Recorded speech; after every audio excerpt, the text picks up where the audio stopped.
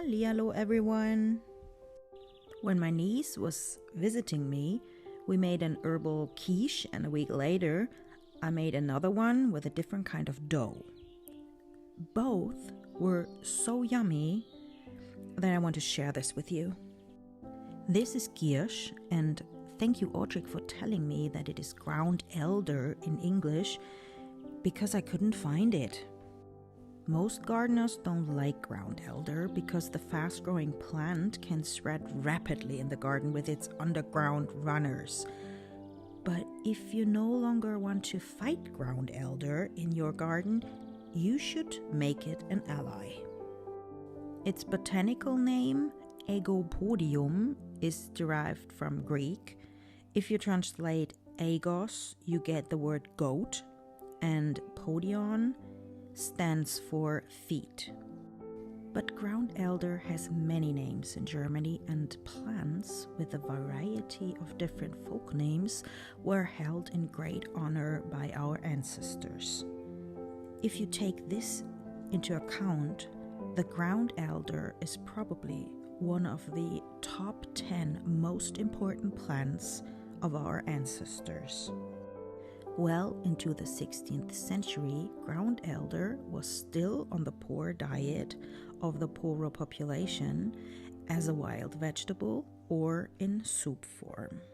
Before Christianity became established here, the Germanic people worshipped the god Donner. He let his hammer strike the earth with lightning to make it fertile. In honor of him, our Germanic ancestors ate only green things on Thursdays, which is in German Donnerstag, namely a soup made from 9 different herbs, including ground elder.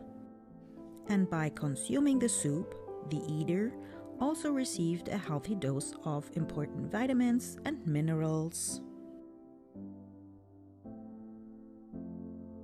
You don't find anything about the medicinal properties of this plant in most of the countless books on medicinal herbs.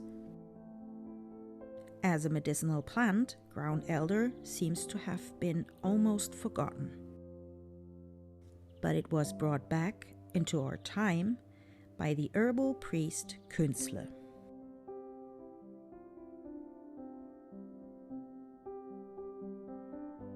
Nettles are one of the oldest magical herbs.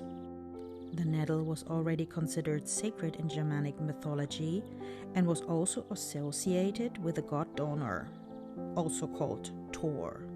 Donner was responsible for lightning and thunder.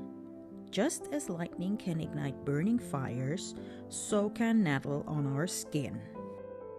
The nettle was then used to protect the house from lightning strikes.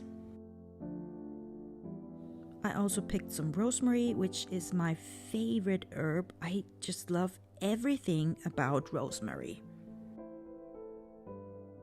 And also some big leaves from my sage, which grows like crazy.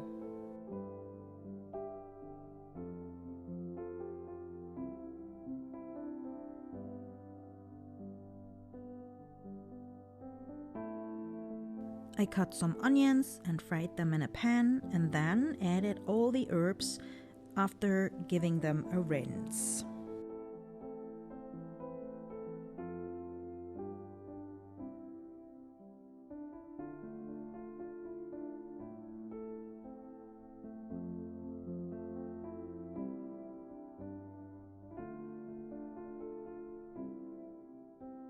While the herbs are in the pan, I prepared the other part of the quiche.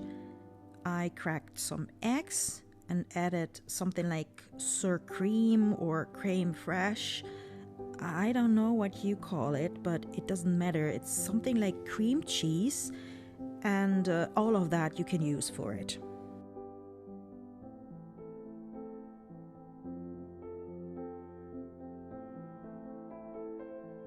I also added salt, pepper, garlic, and some mixed Italian herbs and gave it a whirl.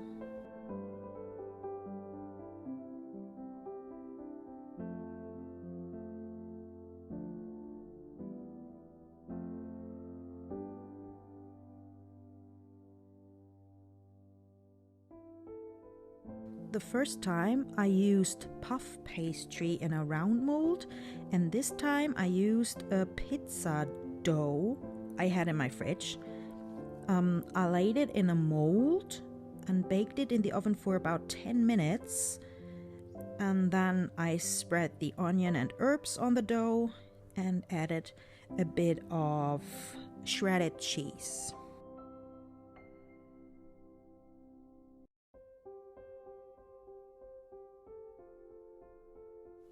Before I poured the egg mixture over it, I added a bit of the wild garlic pesto I made, and it gave the mixture a nice light green color.